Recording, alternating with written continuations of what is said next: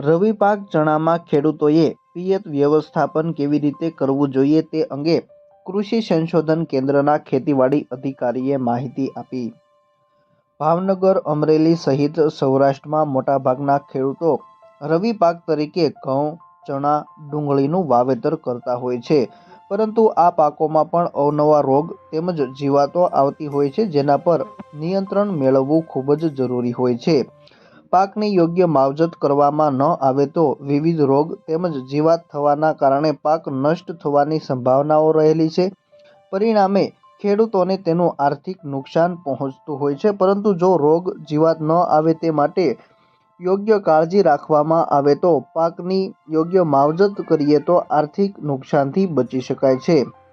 ચણાના પાકમાં આવનાર રોગ તેમજ જીવાત અથવા તો વાયરસ પર નિયંત્રણ મેળવવાની સાથોસાથ તેમાં પિયત વ્યવસ્થાપન કરવું પણ ખૂબ જ જરૂરી છે।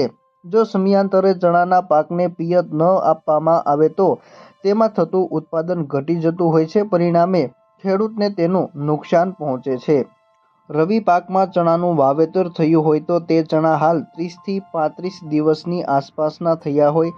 ચણાના પાકમાં મુખ્યત્વે 4 કટોકટીની અવસ્થા હોય છે। જો તેમાં યોગ્ય રીતે તેને પિયત મળી રહે તો ઉત્પાદન પણ સારું મળતું હોય છે અને પાક નષ્ટ થવાની સંભાવના ઓછી રહેતી હોય છે। કૃષિ સંશોધન કેન્દ્ર મહુવા ખેતીવાડી અધિકારી તરીકે ફરજ બજાવતા તરુણભાઈ માંડવિયાએ રવિ પાક ચણામાં ખેડૂતોએ પિયત વ્યવસ્થાપન કેવી રીતે કરવું જોઈએ, ચણાના પાકને ક્યારે અને કેટલા સમયે તેને પિયત આપવું જોઈએ તે અંગે માહિતી આપી।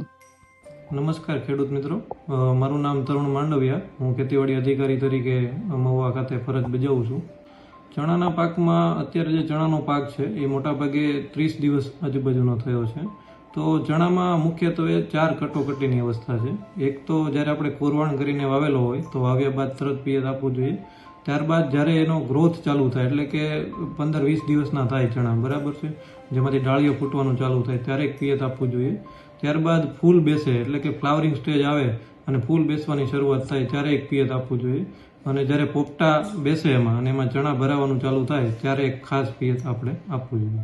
જો આ કટોકટીની અવસ્થા એવી છે કે જો આ સમયે આપણે પિયત ચૂકી જઈએ તો આપણે સપોઝ જે ફૂલનો સમયગાળો છે ત્યારે પિયત ચૂકી જઈએ અથવા તો પોપટાનો સમયગાળો છે ત્યારે ચૂકી જઈએ તો એમાં જે આપણને જેવું ઉત્પાદન જોઈએ અથવા તો જેવા ચણા આપણે બેસવા જોઈએ એવા બેસતા નથી અને આર્થિક રીતે આપણને નુકસાન વેઠવું પડે છે। ચણાના પાકમાં ડાળીઓ ફૂટવાની શરૂઆત થાય ત્યારે એક પિયત આપવું જોઈએ। ત્યારબાદ ફૂલ બેસે એટલે કે જ્યારે ફ્લાવરિંગ સ્ટેજ આવે ત્યારે પિયત આપવું જોઈએ। તેવી જ રીતે જ્યારે પોપટા બેસે અને તેમાં ચણા ભરાવાની શરૂઆત થાય ત્યારે ખાસ એક પિયત આપવું જોઈએ। આ રીતે પિયત વ્યવસ્થાપન કરવામાં આવે તો ખેડૂતોને તેનો ફાયદો થતો હોય છે અને પરિણામે ઉત્પાદનમાં પણ વધારો થતો હોય છે।